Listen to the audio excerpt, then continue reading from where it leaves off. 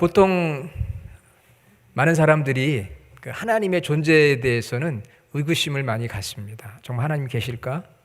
그렇지만 예수님에 대해서는 예수님이 존재하셨다고 하는 역사적인 사실에 대해서는 그렇게 의심하지는 않습니다. 적어도 약 2000여 년 전에 이스라엘 땅에 계셨던 실존 인물이다라고 하는 데 있어서는 모든 사람들이 거의 동의를 합니다. 그러나 예수님이 누구신가? 라고 하는 질문을 하게 되면 거기에 있어서는 많은 논쟁이 있고 또 동의하거나 동의하지 않는 진리가 있습니다. 저와 여러분들은 예수님을 믿고 따르는 예수님의 제자들이고 구원받은 성도들, 하나님의 자녀인 줄로 믿습니다. 그렇다면 우리가 예수님에 대해서 확실히 알아야 되는 거죠. 우리가 예수님에 대해서 무지하게 되면 그 무지가, 예수님에 대해서 알지 못하는 그 무지가 우리 신앙을 방황하게 만들고요, 우리 신앙의 이유와 목적이 무엇인지를 혼동하게 합니다. 그러므로 무지, 알지 못하는 데서 우리가 깨어나고 성장을 해야 되는데, 오늘 골로새서 말씀 두 번째 시간인데 예수님이 누구신가, 예수님에 관한 5가지 진리, 진실에 대한 말씀을 우리가 나누고 은혜를 받고자 합니다. 예수님에 관한 5가지 진실, 이 설교 제목은 제가 정한 건데요, 내용 말씀 읽어보면서 정리를 좀 제가 해봤어요. 5가지. 자, 첫 번째 한번 따라해 봅시다. 예수님은 구원자이시다. 믿습니까, 여러분? 예수님은 구원자이시다. 이 첫 번째 이제 진실, 진리인데요. 예수님은 구원자시다. 그러면은 현대인들은 캐캐 묵은 무슨 이야기를 또 하시네, 이렇게 생각할 수가 있어요. 혹시 여러분들 가운데도 그거 다 아는 얘기인데 하고 생각하시는 분들 계시지 않습니까? 예전에 제가 미국에 와서 처음 섬기던 교회에 어떤 성도님이 계셨어요. 그분하고 신앙적인 대화를 나누는 가운데 자기는 예수님만 꼭 믿어야 된다고 생각하지는 않는다고 이야기를 하더라고요. 자기는 꼭 예수님만 믿어야 된다고는 생각하지 않습니다. 그렇게 이야기를 해요. 그래서 제가 그러면 왜 교인이 되고 오늘도 이렇게 예배하러 나오셨습니까? 그분이 직분이 있으신 분이었거든요. 중직자였어요.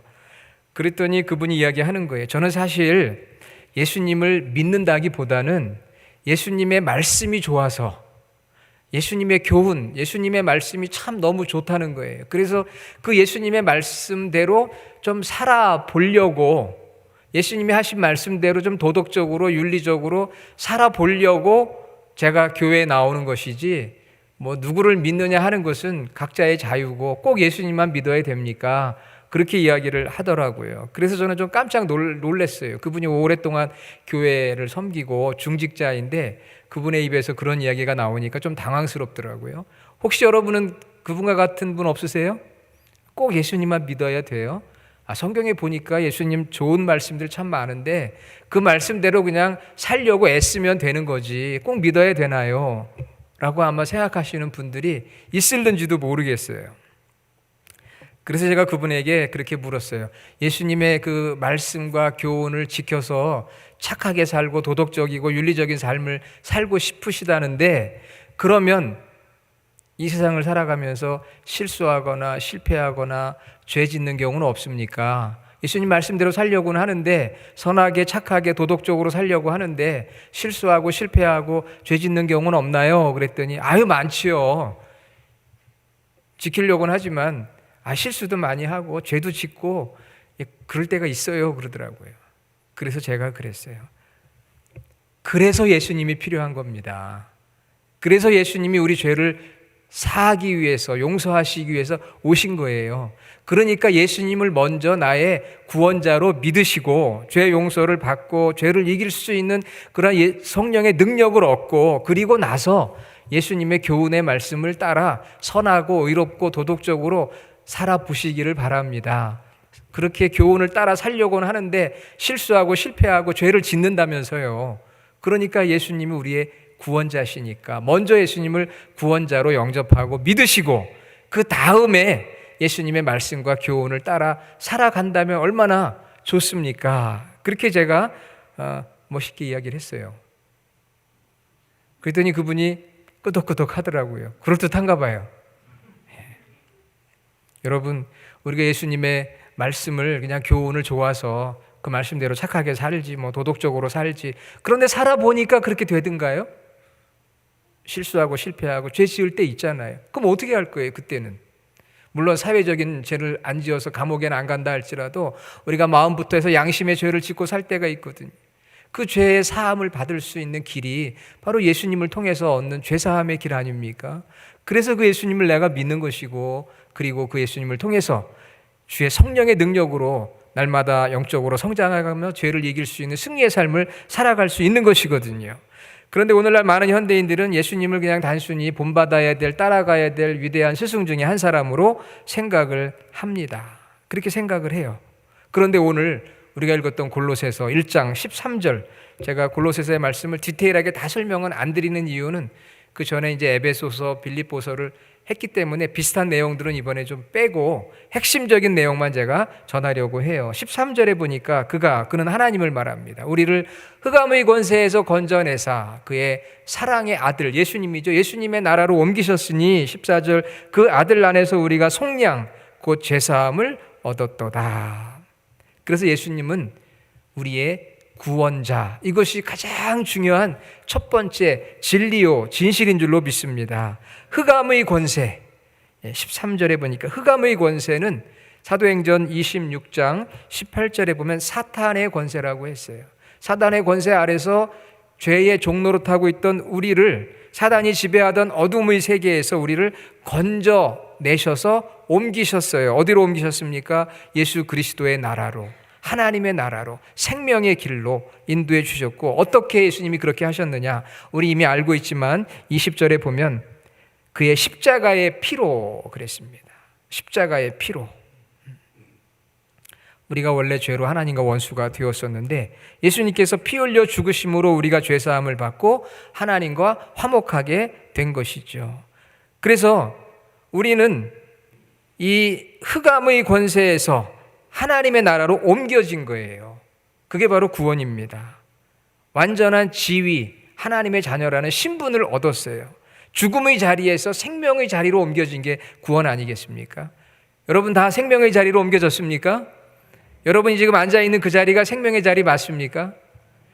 지금 죽음의 자리에 앉아있는 많은 사람들이 있어요. 그런데 우리가 예수 그리스도를 나의 구주로 영접함으로 우리의 삶의 자리가 달라진 거예요.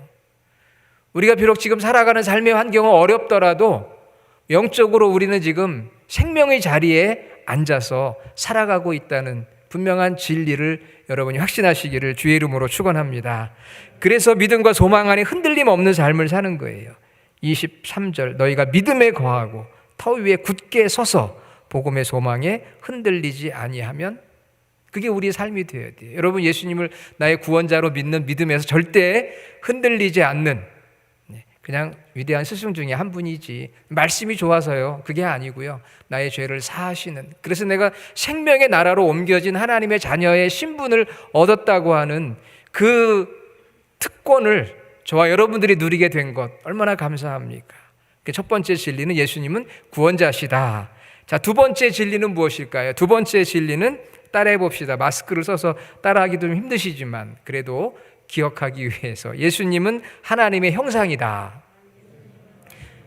예수님은 하나님의 형상이다. 제 얘기가 아니고요, 이 말씀이 바로 15절에 나오죠. 그는 보이지 아니하는 하나님의 형상이시오. The Son is the image of the invisible God. 보이지 않는 하나님의 형상이라고 했어요. 예수님은 하나님의 형상이다.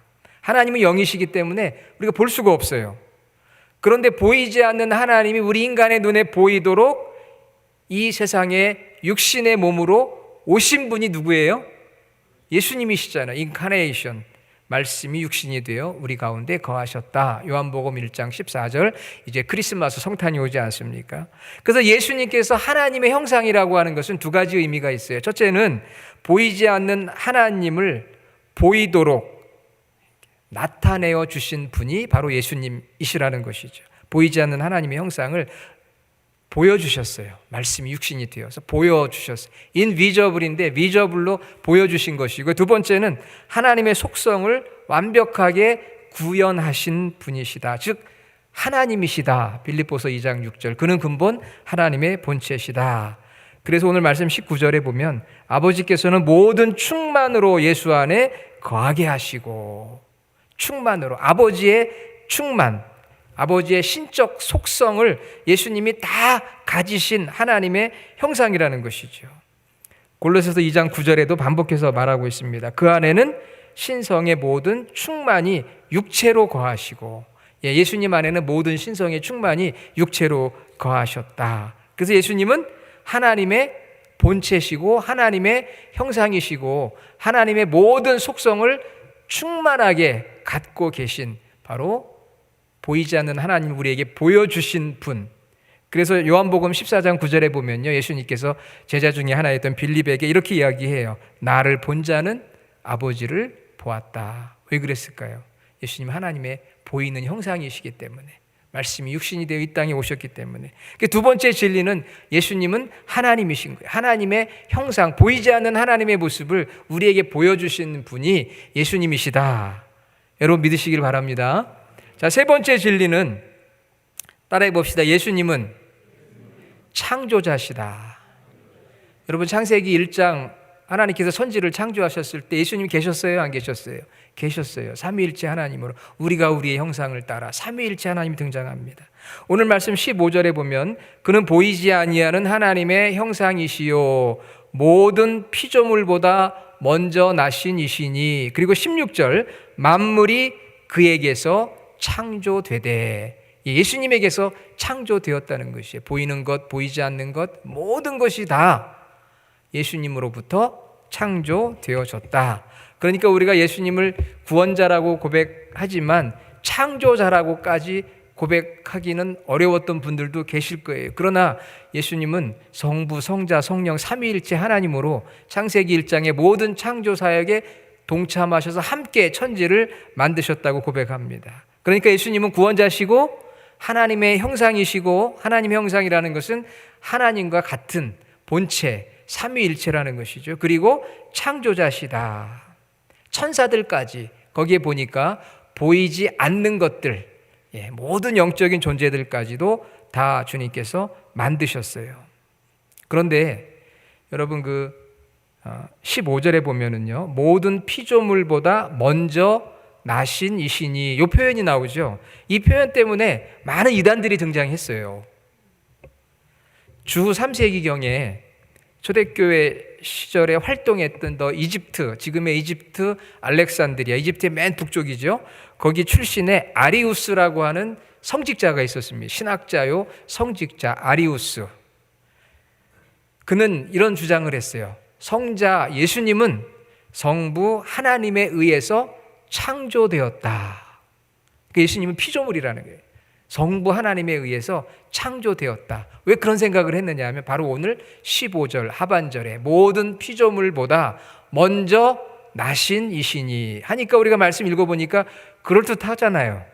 그래서 당시에 이 아리우스가 성자 예수님은 하나님에 의해서 창조된 피조물이다라고 하는 주장을 따르는 사람들이 많아졌습니다.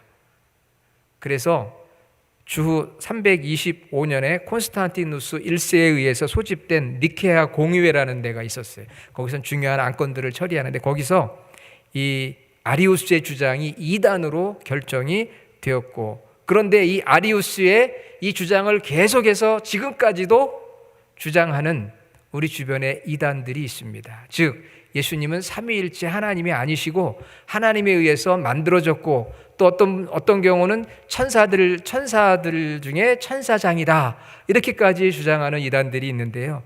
여기서 말하는 15절에 모든 피조물보다 먼저 나셨다고 하니, 나셨다, 먼저 나셨다는 프로토토코스라고 하는 헬라어의 의미를 잘못 해석을 한 거예요. 여기서는 창조된 순서에 의해서 먼저 나셨다는 의미가 아니고 먼저 존재하셨다라는 의미예요.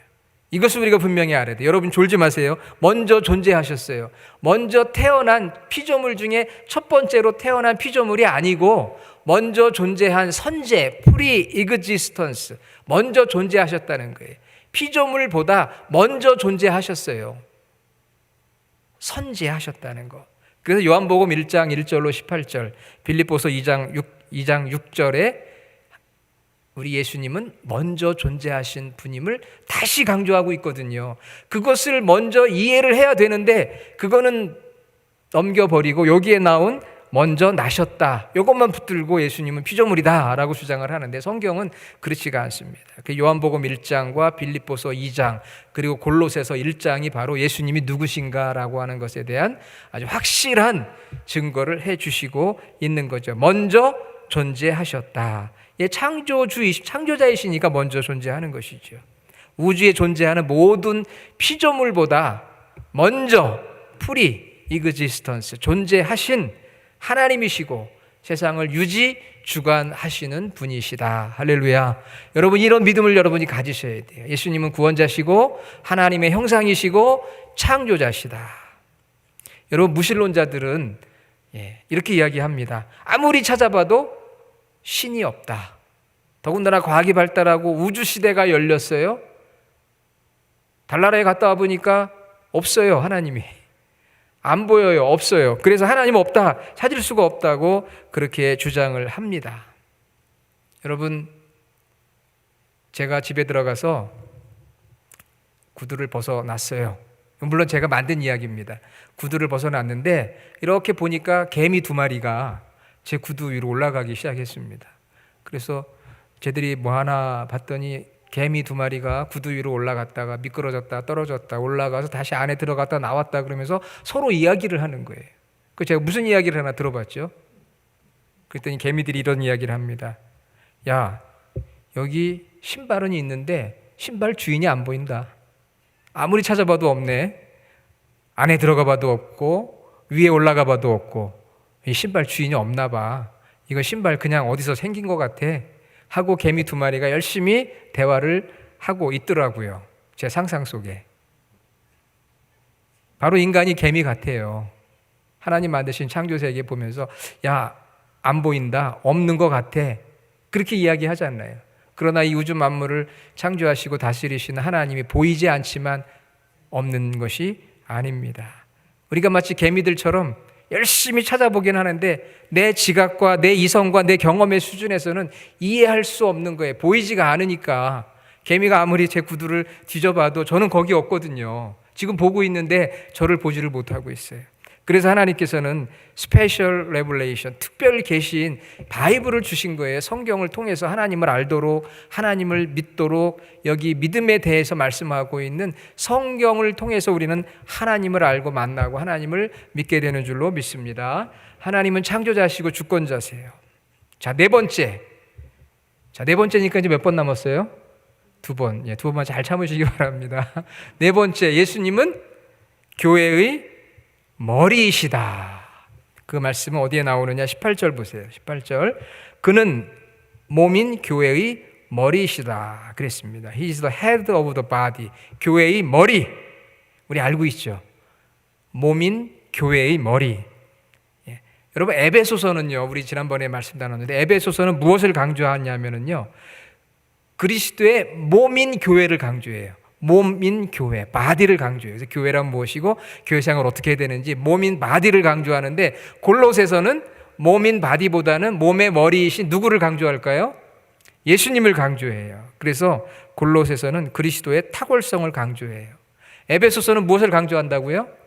몸, 교회를 강조하고, 골로새서는 머리인 누구를 강조합니까? 예수님을 강조하는 거예요. 그러니까 이 두 가지를 다 같이 우리가 알면은 너무 완벽하지요. 교회는 예수 그리스도의 몸이고 예수님은 교회의 머리다. 자, 머리와 몸은 연결되어져 있어요. 생명의 관계입니다. 생명의 관계. 또한 순종의 관계예요. 머리가 명령하면 몸은 따르게 되어 있는 거예요. 그러니까 예수님은 우리 이 교회 공동체, 이 믿음의 신앙의 공동체의 헤드가 되셔요. 머리가 되셔요. 주인이 되시고 통치자가 되셔요. 내가 예수님을 통해서 생명을 얻을 뿐만 아니라 그분과의 유기적인 관계를 통해서 동행하고, 우리 오늘 찬양대가 찬양한 것처럼 기쁨을 누리고 감사하고 소망이 있고, 그러면서도 동시에 머리이신 예수님으로부터 말씀을 듣고 우리 몸은 순종하고 충성해야 될 의무가 우리에게 있는 거예요. 그러니까 저와 여러분들이 예수님께 충성해야 될 줄로 믿습니다. 충성해야 돼요. 절대 순종해야 됩니다. 왜? 우리는 몸이니까 머리에게 순종해요. 머리에서 명령하는 대로 우리가 가라면 가고 서라면 서는 것이 바로 성도와 교회의 자세인 것이죠. 생명을 얻는 생명의 관계, 그 다음에는 순종의 관계. 그래서 우리가 우리의 머리 되신 예수님을 오늘도 우리가 찬양하고 경배합니다. 그러니까 네 번째는 예수 그리스도는 교회의 머리, 헤드, 머리이시다. 자, 마지막 다섯 번째 진리입니다. 따라해 봅시다. 예수님은 부활의 첫 열매이시다. 부활의 첫 열매이시다. 18절. 그는 몸인 교회의 머리시라. 그는 근본이시여 죽은 자들 가운데서 먼저 나신 이다. 죽은 자들 가운데서 먼저 부활하셨어요. 그래서 예수님은 천지를 만드신 창조주이시면서 우리가 부활하고 누려야 될 영생과 천국을 또 만드신 그러한 새 창조의 또한 주인이시에요. 그래서 부활의 첫 열매다 그랬습니다. 최초로 영광의 부활을 보여주셨어요. 여러분, 예수님의 십자가가 중요하지만 부활이 또 중요합니다. 두 가지가 같이 중요해요. 왜 부활이 중요할까요? 그것은 바로 예수님께서 하나님이신 걸 보여주는 거예요. 왜? 사람은 누구나 죽으면 끝이거든요.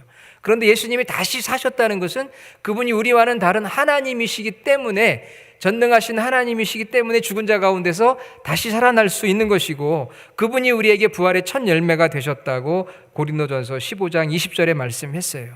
예수님이 하나님이심을 보여주시고 더불어 그 예수님을 믿는 자에게 영생과 부활과 천국을 약속하시고 소망케 하셨어요. 그러니 예수님은 부활의 첫 열매가 되셨다는 것은 우리에게 부활의 소망, 영생의 소망, 천국의 소망을 주시는 거니까 얼마나 복된 것입니까? 세상 사람들은 살아있는 한 소망은 있다, 이렇게 격려합니다. 살아있는 한 소망은 있어, 희망은 있어. 그러나 우리는 살아도 죽어도 소망이 있는 자들이 바로 그리스도인인 줄로 믿습니다. 부활의 첫 열매, 우리에게 영생과 천국을 약속하시고 이루어주시는 그 예수님. 자, 다섯 가지 진리를 다 말씀을 드렸어요. 한번 반복해 봅시다. 첫째, 예수님은 어떤 분이시라고요? 구원자시고, 두 번째는 하나님의 형상이시고, 세 번째는 창조자시고, 네 번째는 교회의 머리이시고, 다섯 번째는 부활의 첫 열매이시다. 할렐루야. 여러분 너무 잘 기억하시네요. 설교를 잘해서 그런 건가요? 아니면은 여러분들이 기억력이 대단하셔서 제가 그냥 웃기려고 하는 얘기예요. 교만한 건 아니고요. 정말 다섯 가지 부활의 첫 열매, 소망이 있잖아요. 여러분, 우리가 예수님을 믿어도 예수님이 어떤 분인지를 분명히 알고 믿어야 돼요. 아는 게 힘입니다. 또 이런 얘기하면 모르는 게 약이다, 또 이렇게 얘기하시는 분이 있는데 아는 게 힘이에요. Knowledge is the power라고 했습니다. 예수님을 알아야 우리가 무지에서 벗어나요. 무지에서, 알지 못하는 것에서. 알지 못하니까 삶이 어둡고 조그만 문제가 생겨도 방황하고 힘들어하고 고통스러워하는 것이거든요. 주님 안에서 늘 기쁘다고 고백했잖아요. 누가 나를 속삭이게 해도, 내가 경제적으로 좀 어려워도, 자녀들이 좀 말을 안 들어도 내가 주님 때문에 기뻐하는 거예요. 사람 때문에 기뻐하면은요, 사람 때문에 실망할 때가 옵니다. 사람 때문에 좋으면요, 사람 때문에 고통스러울 때가 와요. 돈 때문에 기뻐하면요, 돈 때문에 괴로울 때가 온다니까요. 그런데 예수님은, 내가 의지하는 예수님은 우리에게 항상 기쁨을 주시는 분이거든요. 예수님 때문에 감사한 거예요. 그래야 우리 인생이 달라지는 거예요. 우리 교회 생활, 신앙 생활이 분명한 목표를 가지고, 내가 믿는 예수님이 이런 분이구나. 그냥 무슨 교훈이나 받아서 내가 예수님 말씀으로 위로받고 도덕적으로 선하게 살아야지, 그런 차원이 아니라니까요. 그분이 우리의 구원자시고 하나님의 형상, 즉 하나님이시고 창조자시고 지금 이 세상을 유지 관리하시는 분이시고, 또한 그분이 교회의 머리시고 부활의 첫 열매라고 하는 이 위대한 진리를 우리가 붙들고 살아갈 때 어떤 상황 속에서도 그 주님으로 인해서 정말 기쁜 거죠. 찬양처럼 소망이 있는 것이죠. 어떤 어려움이 와도 이길 수 있는 능력이 있고 자족할 수가 있고요. 내 신앙이 정말 성장해야 되겠구나. 그런 예수님하고 내가 교제하며 동행하는 삶을 살아야 되겠구나. 할렐루야. 여러분, 우리 벨리 주안의 모든 성도들이 이러한 예수님의 다섯 가지 진리를 붙들고 승리하는 귀한 삶이 되기를 주의 이름으로 축원합니다. 아멘. 아버지 하나님, 감사합니다. 오늘도 말씀을 통해 우리가 믿고 따르는 예수님이 어떤 분인가를 다시 깨닫게 해주셨사오니 무지해서 방황하지 않게 하시고 분명히 알고 예수님 안에서 기쁨과 소망을 누리고 능력을 얻고 지혜를 얻는, 그리고 정말 소망, 천국의 소망을 갖는 저희 모든 성도들이 되게 하여 주시옵소서. 예수님의 이름으로 기도드립니다. 아멘.